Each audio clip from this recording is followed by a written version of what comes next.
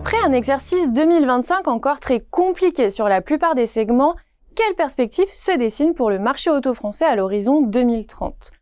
L'envolée des prix des véhicules neufs a écarté une partie des ménages du marché, accélérant le report vers l'occasion. C'est désormais le modèle même d'accès à la voiture neuve qui vacille.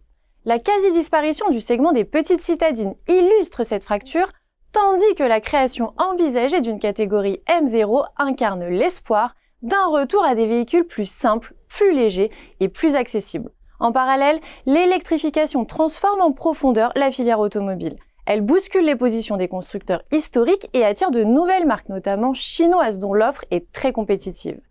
Cette recomposition doit pousser les réseaux de distribution à adapter leur stratégie, qu'il s'agisse d'accueillir de nouveaux partenaires au sein de leurs espaces de vente, d'investir dans les infrastructures de recharge ou de faire évoluer leurs offres de services.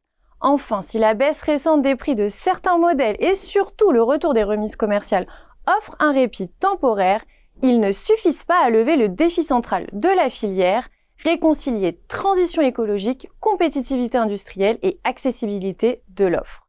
Dès lors, comment les leaders réorientent-ils leur stratégie ? Le marché français peut-il renouer avec une croissance durable et à quel rythme l'électrification du parc va-t-elle réellement s'opérer ? Dans cette nouvelle étude de la collection Focus, les consultants de Xerfi ont analysé en profondeur l'évolution du marché automobile à l'horizon 2030, marquée par la contrainte du pouvoir d'achat et la transition vers l'électrique. Elle propose des prévisions 2027 et 2030 sur les ventes de véhicules neufs, de véhicules utilitaires légers et de voitures d'occasion, ainsi que sur l'évolution du mix énergétique. Les enjeux clés sont examinés: accessibilité, prix, valeur de reprise des véhicules électriques ou encore montée des marques chinoises. Un benchmark financier de 200 distributeurs éclaire les performances financières du secteur.